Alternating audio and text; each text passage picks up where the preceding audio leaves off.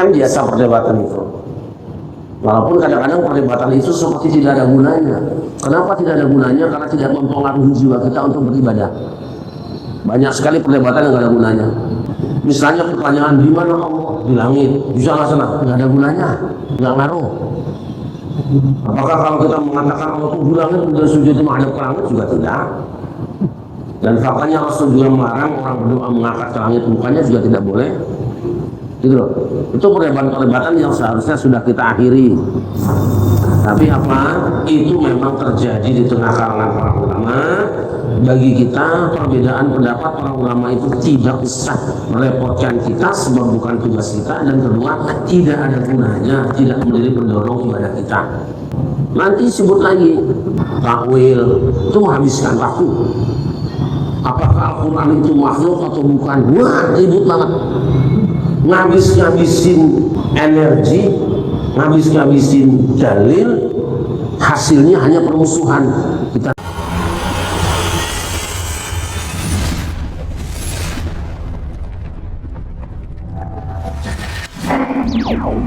Assalamualaikum warahmatullahi wabarakatuh. Waalaikumsalam warahmatullahi wabarakatuh. Alhamdulillah wassalatu wassalamu ala Rasulillah wa ala alihi wa ashabihi wa man tabi'ahum wa wala.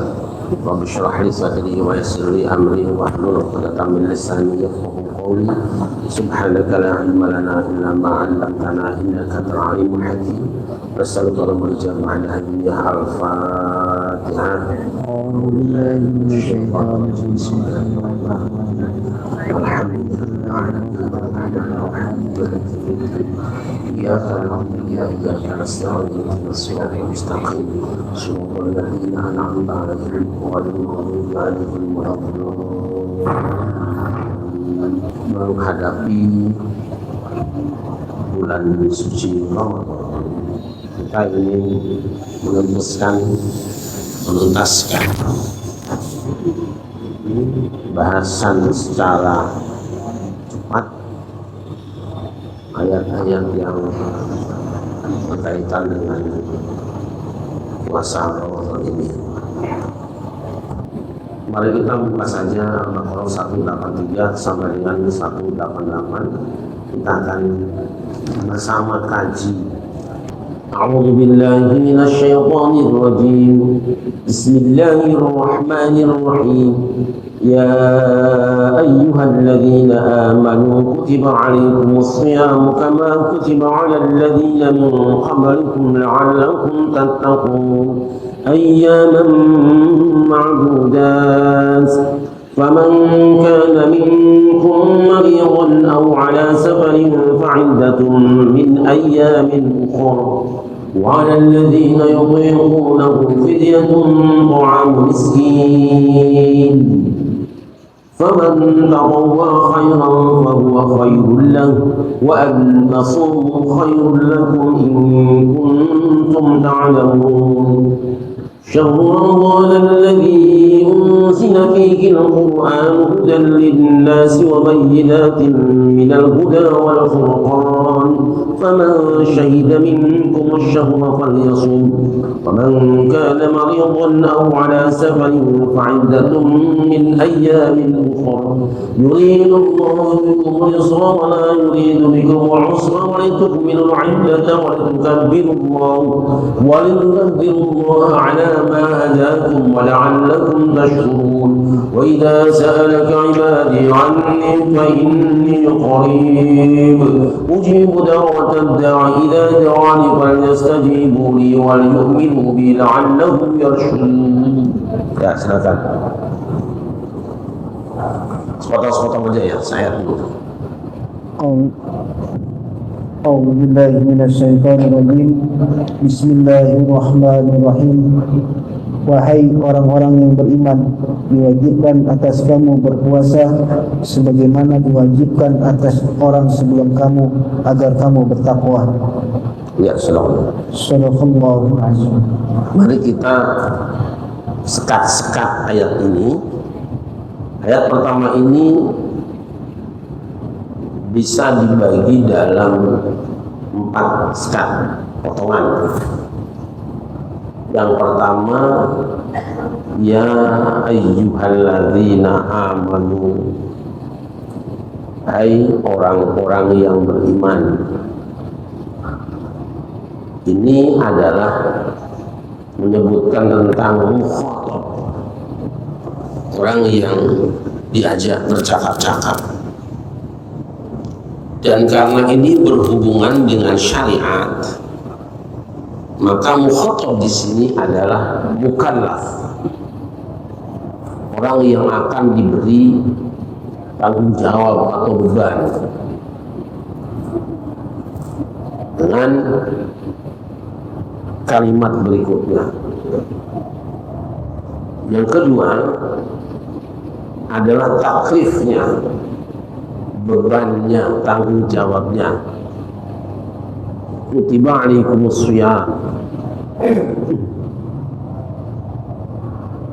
Yang ketiga tentang sejarah puasa atau berlakunya puasa. Kama kutiba 'alal ladzina min qablikum, sebagaimana puasa telah diwajibkan pada orang-orang sebelum kamu. Yang keempat, tujuan puasa, la'allakum tattaqun, agar supaya kamu menjadi orang yang bisa mengendalikan diri. Saya ingin menerjemahkan tattaqun itu dengan mengendalikan diri. Sebab kalau masih supaya kamu bertakwa, nanti bingung lagi takwa itu apa. Lama. Ini kok berubah-ubah suaranya. Yang ini ya. Iya. Oh iya udah itu.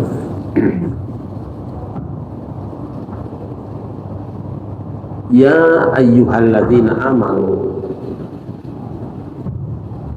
yang diseru di sini mukallafnya adalah alladzina amanu, orang yang telah beriman, berstatus muslim.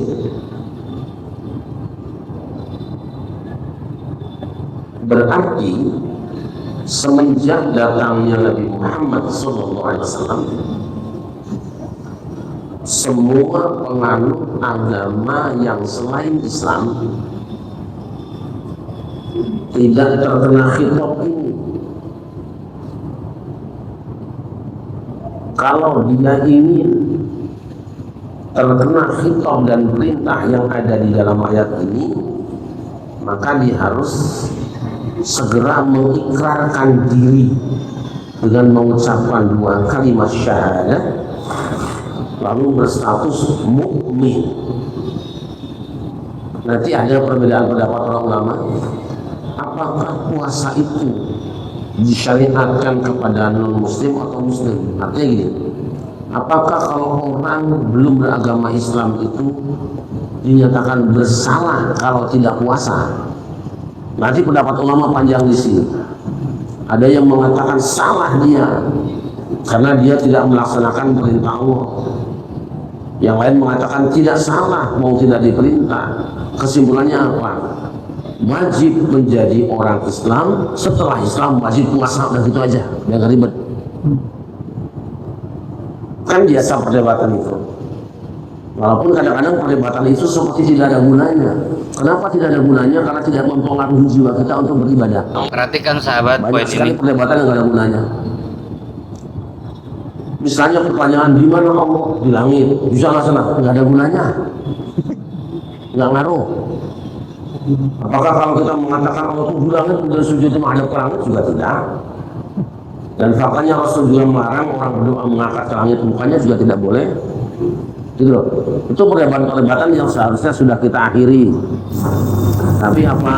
Itu memang terjadi di tengah kalangan para ulama.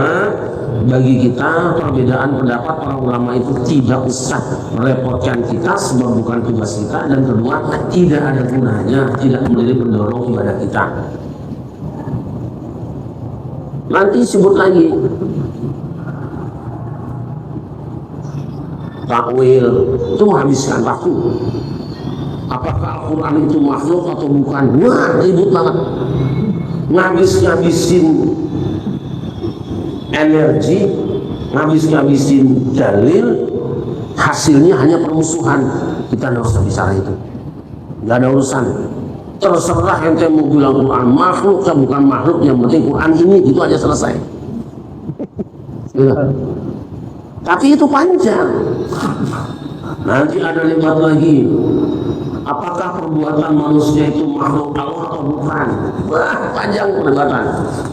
Kebetulan saya dulu mengkajinya waktu kuliah itu kan, mulai dari filsafat, tasawuf sampai perbedaan pendapat mazhab.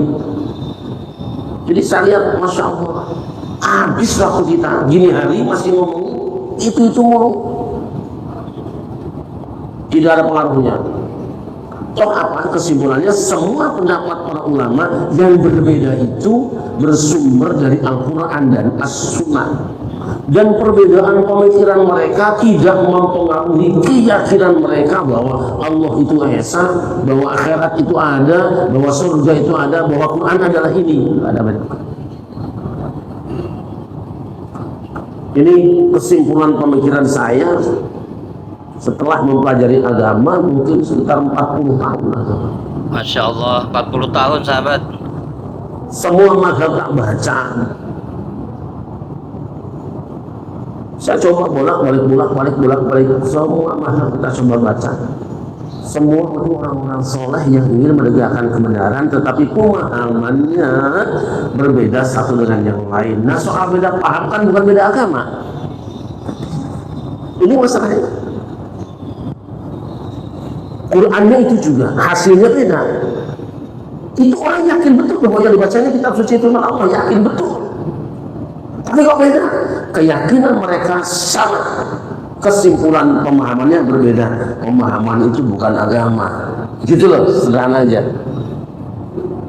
Nah, gara-gara orang masih sibuk bernostalgia dengan permusuhan dan perbedaan yang lama, sampai hari ini orang masih ribut rebutan masjid.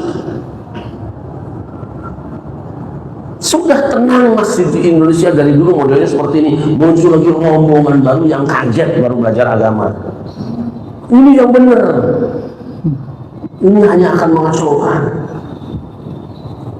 Yo, Imam Madhab yang 4, Imam Malik, Imam Hanafi, Imam Syafi'i, Hambali, bedanya ratusan masalah. Tapi berjalan seiring, karena sesama berilmu tidak pernah ada apa namanya kudeta masjid, tidak ada.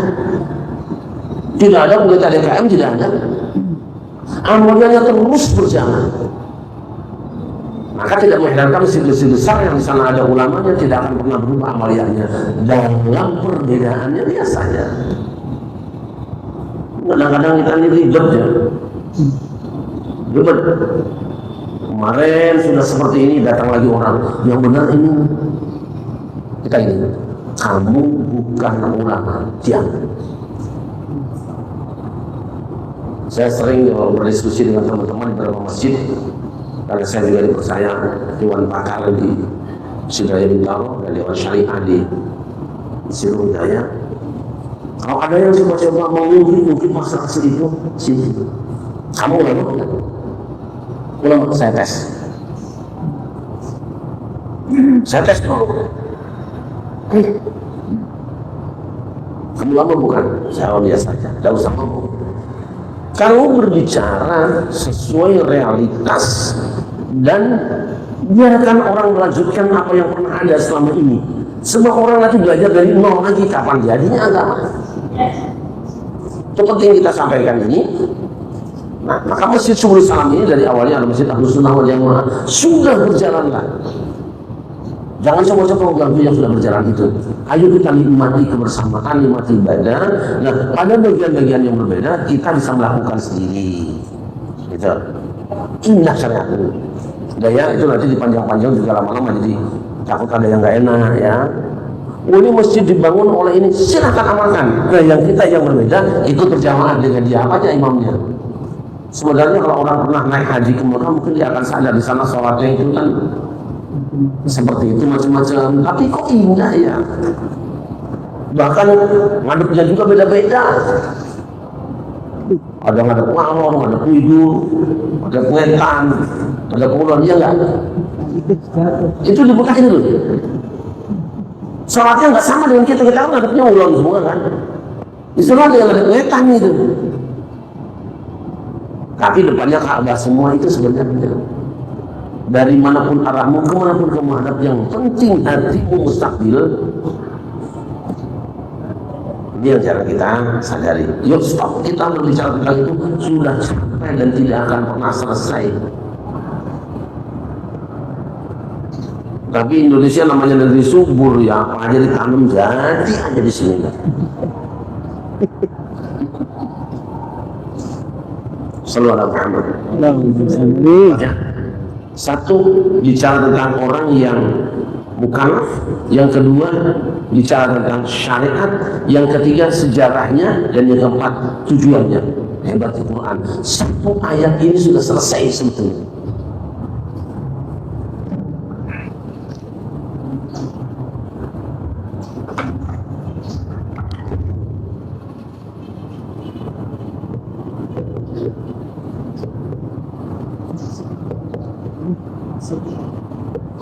Perhatikan potongan ini. Kita buang masih ini pada keluar. Ya ayyuhalladzina amanu. Ini namanya mukallaf.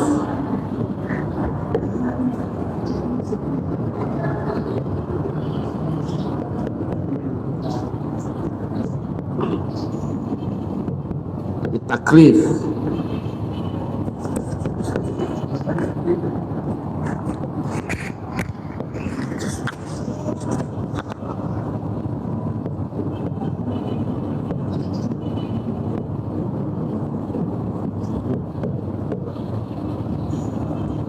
Tarikh.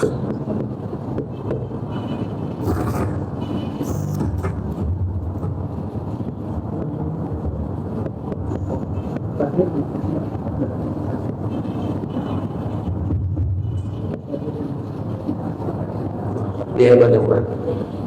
Satu, hai orang yang beriman.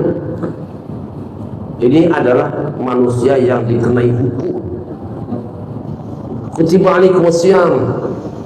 Wajib berpuasa diwajibkan itu adalah hukum yang harus dilakukan, perbuatan yang harus dilakukan. Karena kutiba alaikumus syiyam itu bicara tentang sejarah puasa, dulu juga sudah diwajibkan. La'allakum tattaqun, kenapa kamu dan orang terdahulu berpuasa? Supaya kamu semua menjadi orang yang bertakwa. Apa itu takwa? Mengendalikan diri. Supaya dalam kehidupan ini kamu bisa mengendalikan diri. Caranya apa? Latihannya, sparringnya, atau kursusnya, kuliahnya selama bulan Ramadan. Dengan cara apa? Mengendalikan diri dari perkara-perkara yang selama ini merupakan kebutuhan pribadi kita semua, makan, minum, hubungan badan.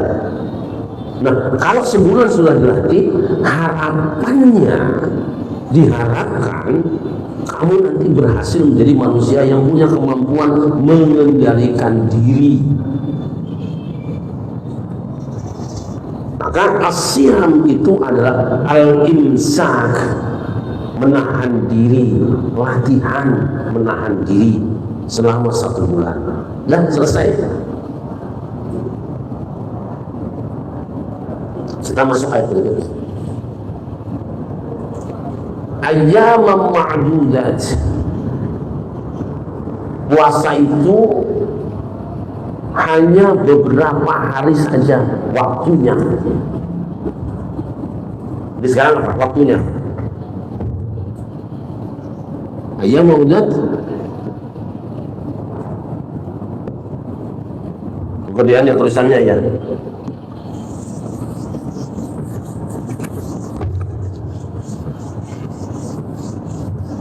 Tulisnya kelamaan ya.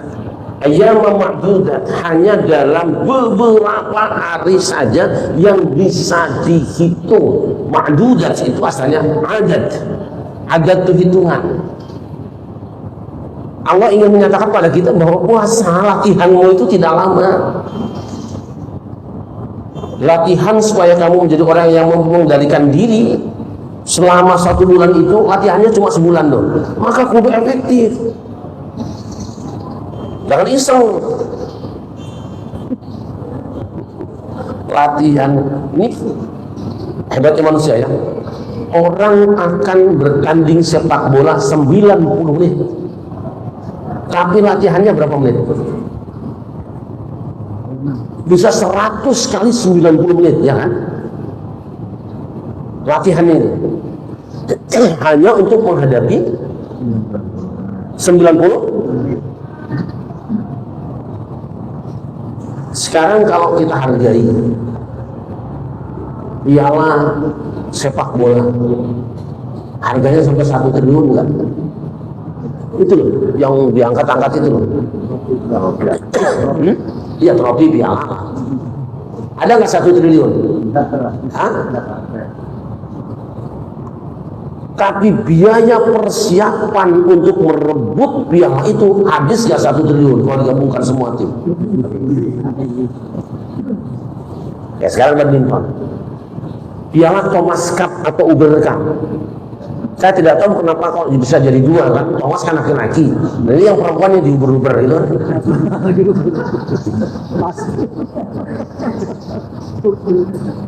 Piala Thomas Cup itu yang sampai sekarang masih ada itu, sampai nggak harganya 1 miliar? Rasanya enggak ya. Kalau normal, kalaupun jadi mahal itu kan karena jadulnya, karena apa? Antiknya.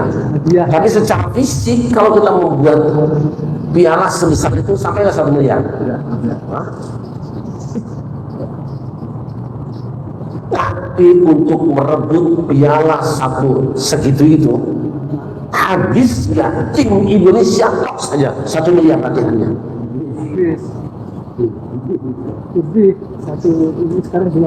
Itu latihannya berhari-hari, berbulan-bulan, bertahun-tahun mempersiapkan orang yang diyakini sanggup merebut piala Thomas Cup. Ada piala yang mahal apa? Kemampuan mengendalikan diri. Takwa itu. Tapi Allah ngasih waktu latihan cuma sebulan. Cukup nggak? 11 bulan mengendalikan diri, tapi latihannya, sparringnya 1 bulan, cukup nggak? Cukup kalau efektif. Makanya ketika masuk bulan puasa, pasang lihat di hati yang kuat. Saya tidak mau iseng-iseng. Kesempatan berlatih cuma ini, nggak banyak. Cuma 1 bulan. Tapi 1 bulan, 11 bulan berikutnya saya harus sukses jadi orang yang pemenang menghadapi kehidupan. Sangat. Maka masuk bulan puasa jangan iseng-iseng, serius. Nah, biasanya orang-orang itu karena mempertimbangkan ingin masuk bulan Ramadan serius, jauh-jauh hari suka ngadain usaha-usaha kecil dalam rangka bagaimana ketika masuk bulan suci Ramadan seluruh jiwa kita sudah siap jadi orang yang sparring di situ. Ada yang ziarah kubur dulu untuk menyiapkan mental menghadapi puasa. Sebab orang kalau ingat mati biasanya siap lapar. Suruh pilih sekarang. Padahal suruh milih mati hari ini atau lapar sehari, pilih mana? Hah? Milih mati atau milih lapar? Iya, lapar nggak usah milih, emang udah tiap hari. So, ayo. Jadi ayo masuk bulan Ramadan, jangan iseng, serius. Ini saya lagi nasihati diri sendiri, jangan ngomongin orang lain. Yang lain kan parah juga sih masalahnya. Masuk Ramadan, pastikan bahwa 30 hari ini cukup untuk memenangkan peperangan selama 1 bulan. Nah, sparring cuma sebulan kok. Yang ini yang latihannya beratus kali juga, kadang-kadang 1 kali tanding kalah. Lalu mana kehebatan latihan kemarin? Bukan masalahnya latihannya kita, tapi lawan kita juga, sparring juga, latihan juga. Yang kita hadapi di bulan suci Ramadan apa? 2, setan dan hawa nafsu. Setan nggak pernah berhenti latihan, setiap hari ada lomba karya. Itu akan kita hadapi. Yang kita akan lawan itu nafsu, nafsu makan, nafsu minum, nafsu syahwat. Itu kita lawan. Tiap hari itu yang kita lakukan. Maka serius ya, terus. Tujuan puasa adalah supaya kita bisa menjadi manusia-manusia yang mampu mengendalikan diri di dalam kehidupan bermasyarakat. Baik, kita ambil intibat. Mengendalikan diri yang mana? Allah sudah cukup memberikan apa yang menjadi hak kita. Tetapi terkadang di situ ada hak orang lain yang menawan hati kita. Biasanya kalau melihat punya orang, apa di hati kita yang ada? Yang ada di hati kita apa? Pengen. Ya itu sebetulnya. Puasa itu apa ngajari kita? Jangan menginginkan apa yang bukan menjadi hakmu. Tapi kan saya bosan dengan yang ada di rumah, itu yang milik kamu, mau diapain lagi? Tapi tetangga kan rumputnya hijau, itu rumput orang.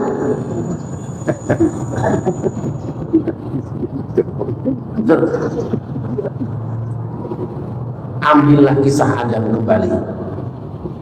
Ini puasa. Isi surga, saya istilahkan surga saja supaya sama dengan pelajaran SD kita dulu. Itu berapa ribu pohon? Cukup nggak? Cukup. Hanya satu pohon, 1 bulan itu. Ini jangan. Nah, datanglah setan sebagai penasehat. Muncullah nafsu. Kalau setan sudah disambut oleh hawa nafsu, makanya capek melayani badan kita. Kata orang Sunda, nafsu matang kamu, badan anu kamu, enggak ada lagunya orang Sunda. Tubuhnya sinom kalau tidak salah itu. Nah itu dia tuh. Yang mewayangan baik, gitu. Yang itu sekarang sudah tidak dipakai lagi karena ada hebatnya. Coba lihat. Segitu banyaknya jatah Adam dan Hawa, kok pengen yang satu? Kan sedikit. Sekarang kalau dihitung dengan hari, ini 11 bulan kan banyak. Kok pengen juga makan di 1 bulan puasa itu? Nah, siapa yang gagal malah menikmati bulan puasa di siang hari, makan, minum, dan berjima, dia ibaratnya seperti Adam yang tergoda setan makan buah larangan. Maka di dalam ayat wala taqraba hadhihi syajarah, jangan kamu mendekatinya. Dekat pun jangan, lama-lama pengen. Lah bulan puasanya nih makanan mulu, duduk di situ. Ya kan?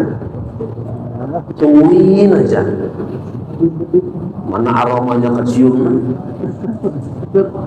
Nah, begitu datang setan, udah lo makan gak ada orang ini. Kapan lagi? Kalau ntar mas sore udah adem lo, sekarang baik. Soal mau ntar belum bisa tobat, setan ini. Itu puasa. Bawa ke kehidupan. Apapun yang bukan menjadi hakmu, nasihati nafsumu, nasihati jiwamu, jangan pengen dia. Terima lanjut. Puasa itu menahan diri sebetulnya Pak. Bayangkan godaan puasa paling berat siapa? Nabi Yusuf. Itu mah hidangan udah dibuka depan matanya, tinggal bilang doang. Bini raja, lah kan gengsi bener, gengsi pisang. ibu negara, lakinya pergi kunjungan ke luar negeri, keamanan siap tutup mulut, kunci dipegang sendiri. Dan kita tahu kalau istana itu kan gede ya, bisa aja kan satpam suruh kamu selalu beliin apa ke situ, diamankan dulu. Walaqad hammat bihi wa hamma biha laula an rabbi. Supaya di surat Yusuf, jangan dibaca. Walaqad hammat bihi wa hamma biha. Ayo cari ayat berapa?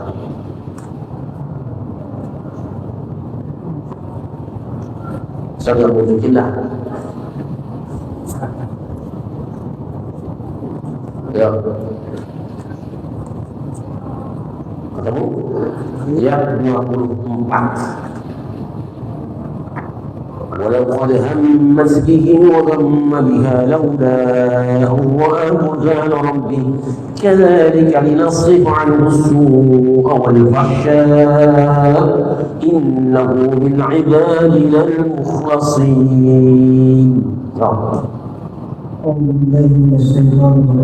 Bismillahirrahmanirrahim. Dan sungguh berbuat berkehendak padanya Yusuf, dan Yusuf pun berkehendak padanya sekiranya tidak melihat tanda dan Tuhannya, demikianlah kami palingkan dari keburukan dan kekejian. Sungguh dia Yusuf termasuk hamba kami yang terpilih. Coba itu. Wastabaqul bab. Bayangkan ayat berikutnya baca. Dan keduanya berlomba mengikuti dan kemudian menarik dari garisnya Yusuf dari belakang hingga koyak, dan keduanya mendapatkan suami perempuan tempat itu. Dia perempuan itu berkata, apakah balasan terhadap orang yang bermaksud buruk terhadap istrimu dan penjarakan atau berhukum dengan sisa ini?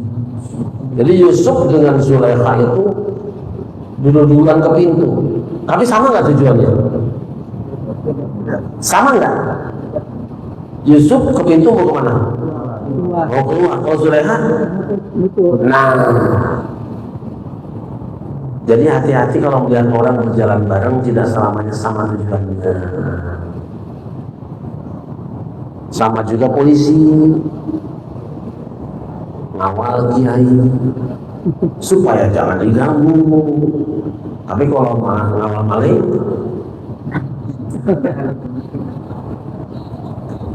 tapi ngawalnya sama kan? Sama. Bajunya itu juga, pistolnya itu juga, jalannya itu juga, tapi tujuannya beda. Kalau ngawal pejabat atau kiai supaya tidak diganggu. Tapi kalau ngawal maling supaya tidak, awas ya, jaga ini ya. Yusuf lari ke pintu, pengen keluar, pengen kabur. Zulaikha lari ke pintu, pengen ngunci jepret gitu loh. Pas kalau lebar. Kedua-duanya apa namanya? Zulaikha sudah berselera ingin, Yusuf pun sama launa. Nah, kalau saja Yusuf tidak melihat kemahabesaran Allah, jadi tentu dia mau juga. Tapi karena Yusuf dalam hatinya melihat Allah burhana Rabbi, dia melihat bahwa Allah menyaksikan, dia langsung takut dan malu. Hari dia, ini dia puasa. Ini puasa yang paling berat.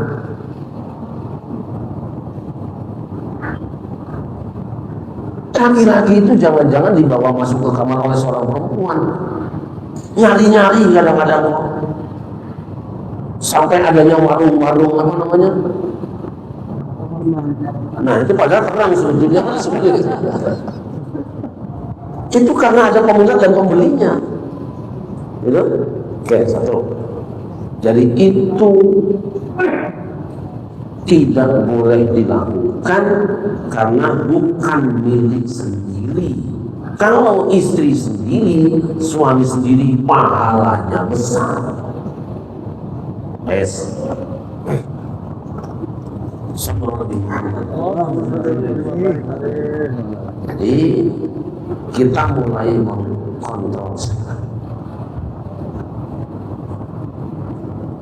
Mulai mengkontrol buah dari puasa yang sudah kita lakukan sekian puluh kali, ada belum hasilnya secara moral. Kita menjadi takut makan barang haram, menjadi tidak menginginkan dari orang lain. Nah, maka diulang-ulang tiap tahun. Ayam memadudat. Puasa ini hanya beberapa hari saja. Jika dihitung dengan jumlah hari dalam setahun, itu hanya berapa persen itu? Satu tahun kan 365, 360. Ini 30 berapa persen? 10% juga enggak kan? Enggak 10%. Banyak ya? 183. 1 tambah 8, 9. 9 tambah 3, 12. Dalam 12 bulan itu hanya 1 tok. Tapi yang satu ini taruh di depan nomornya. Kenapa? Sebab dia tuannya, juragannya Ramadan, Sayyidus Syuhur, tuannya bulan.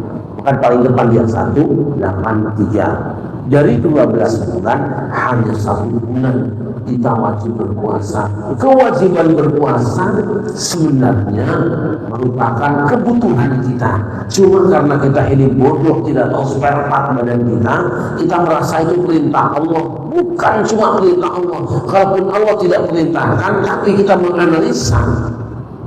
menganalisa lingkungan badan kita, pasti kita akan berkesimpulan puasa itu wajib untuk badan saya. Tapi karena kita ini orang kadang-kadang tidak mengerti keadaan software kita, disuruh puasa ada ayat puasa merasa kita diperintah puasa. Karena merasa diperintah itu beban dari Allah, rasanya beban. Oh, dalam bulan puasa bingung kita kan, udah bisa makan ya, bisa sarapan besoknya. Tapi kalau tahu bahwa kita ini badan, dan para dokter, para perawat tahu semuanya, badan itu butuh dengan puasa. Maka ketika datang perintah puasa di Quran, dia akan berkata, Sadaqallahul Azim, luar biasa. Aku andai kata pun tidak ada ayat puasa, aku mesti puasa. Apalagi ada perintah, keuntungannya kita untung besar. Orang mau operasi juga puasa kan? Puasa. Berarti puasa dibutuhkan. Belum ini ada teman kita yang sakit juga, katanya malam mau di CT scan. Ya puasa dulu. Berarti puasa itu kebutuhan makan bagi orang yang ingin badannya sehat. Kalau mau meriang, dahulu makan aja apa yang ada. Kalau orang punya darah tinggi, ingin tambah meriang, biarin aja makan lagi kambing, ya terus sebanyak-banyaknya. Tapi karena dia ingin sehat, maka dia harus menahan diri dari segala sesuatu yang akan membuat darahnya naik. Nah, orang yang ingin sehat pasti dia butuh dengan puasa. Itu sebabnya sungguh tasihhu, berpuasalah kamu supaya kamu sehat. Kita ingin sehat, puasanya nggak mau, gitu. Itu hebatnya syariat di dalam Islam. Puasa itu kewajiban, dan kewajiban itu bukan hanya kewajiban kita, tapi juga telah diwajibkan pada orang-orang sebelum kamu, dan sebelum kamu juga manusia seperti kamu. Sama juga seluruh manusia butuh kepada puasa. Tetapi karena manusia tidak mengerti tentang dirinya, maka dia butuh ada pesan dari Sang Pencipta. Puasa kamu, lalu analisa, oh ya ternyata benar, orang yang tidak berpuasa di dalam hidup ini hanya saja makan bulan puasa, nanti nasibnya sama dengan Adam dan Hawa, sudah di surga jatuh gara-gara makan buah larangan. Kemudian hukum berikutnya, faman kana minkum maridun aw ala safarin fa iddatun min ayyamin ukhra. Siapa di antara kamu yang sakit atau bepergian, maka dia yang wajib itu adalah iddatun min ayyamin ukhra. Nanti beda pendapat lagi di sini. Ini namanya hukum rukhsah. Rukhsah itu dispensasi. Kalau kita belanja di Saudi ada tarkhis bukan, itu asal katanya sama, ada tarkhis.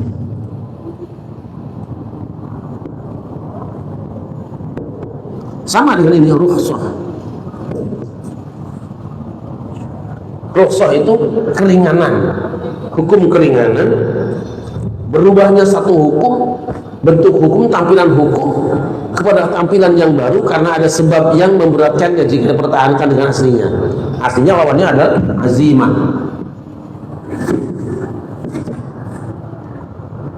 Rukhsah. Nah, nanti kalau kita belanja di Saudi, di Mekah misalnya, tarkhis bikam, itu apa? Diskon. Jadi rukhsah itu adalah hukum diskon. Makanya saya sering mengatakan, saya kan punya diskon dua-dua salatnya sekarang di sini karena safar. Diskon. Betapa Allah itu menyiapkan peraturan sama sekali tidak menyulitkan, sedikit saja sulit sudah kasih alternatif yang baru. Orang baru bepergian sakit nggak usah puasa, nanti aja kalau sudah sehat lagi. Betapa hukum Allah itu diberikan pada orang-orang yang sehat. Kalau nggak sehat nggak usah puasa. Ada hukum lidah seperti ini. Apa yang beratkan? Tidak ada. Tidak ada yang beratkan. Enteng semua. Karena Allah tahu kamu kuat melakukan syarat ini. Tidak kuat, tidak usah. Sholat. Berdiri.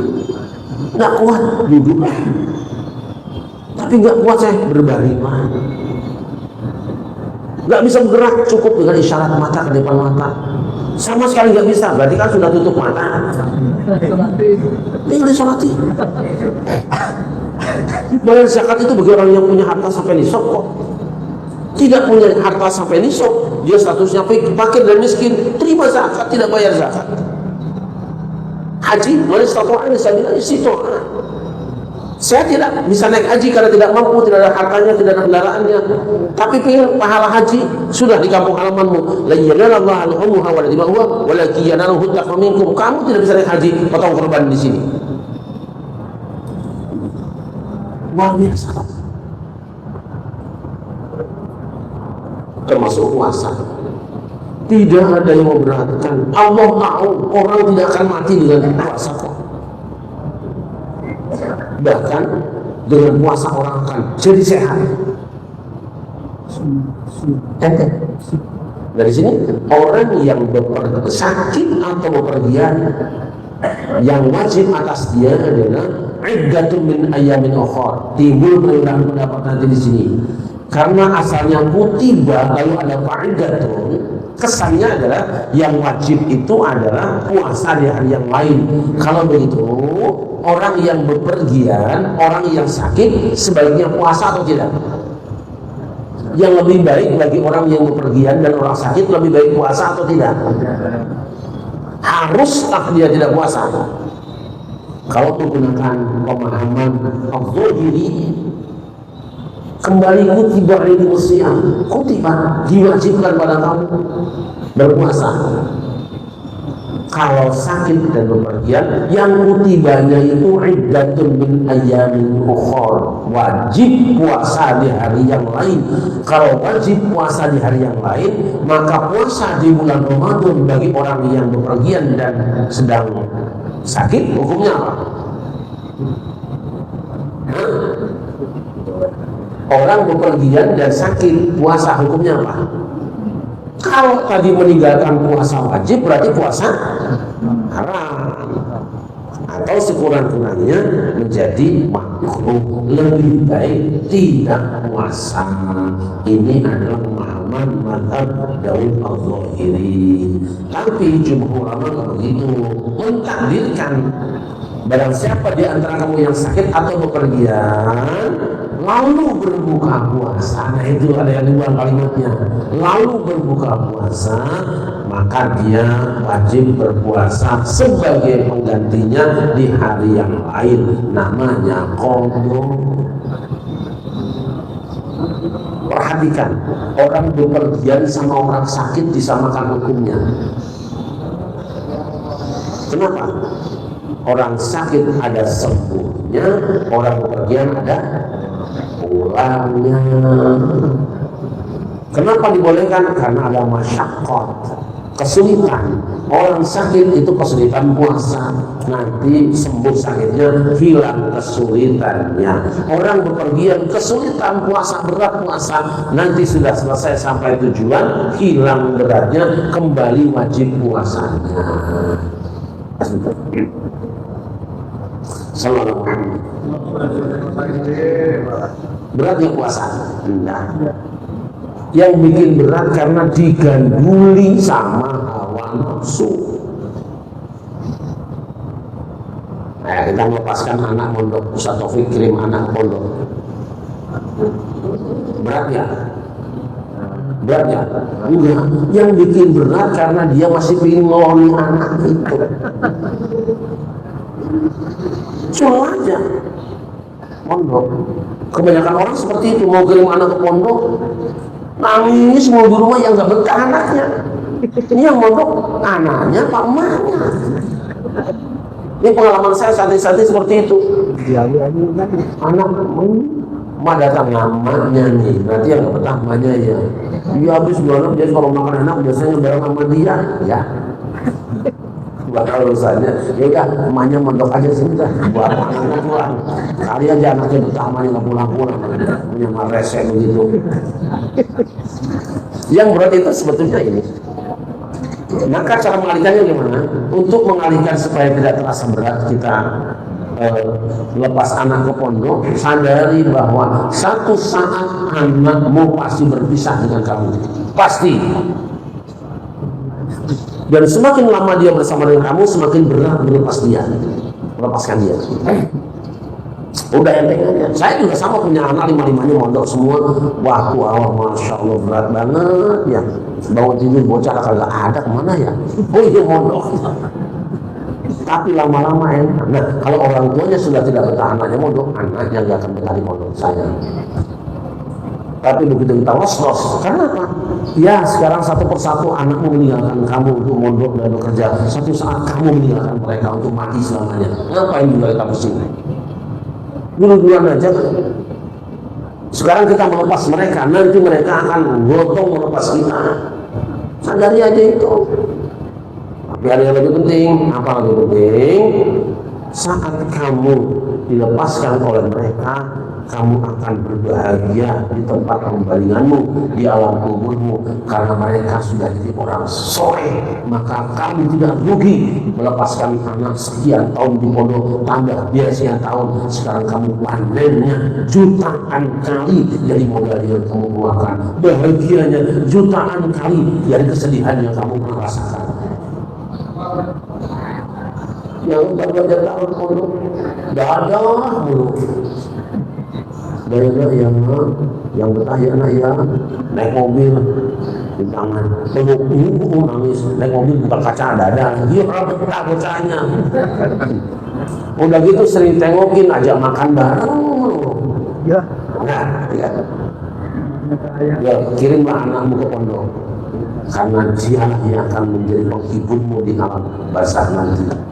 Dan mungkin dialah yang kelak akan nenteng kamu masuk surga. Oh, semua Muhammad yang membuat kita berat melakukan ibadah karena apa?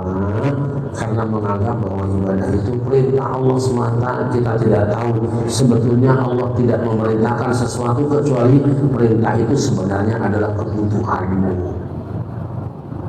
Itu kebutuhan, tapi sayang kamu dibungkus dengan kebodohan. Maka ibadah, tahu ada nasihat dari Allah untuk kita semua. Yang kamu menjadi orang bertakwa, bisa mengendalikan diri, kuliahlah kamu 1 bulan di bulan suci Ramadan. Saya minta maaf, besok tanggal 26 insyaallah akan berangkat umroh. Jadi mungkin ya alhamdulillah 6 hari mungkin ada di Mekah dan Madinah itu mengadakan Ramadan di sana. Didoakan dia jamaah yang ikut bersama saya bisa khusyuk ibadahnya, terima ibadahnya dan dimudahkan perjalanannya. Al-Fatihah.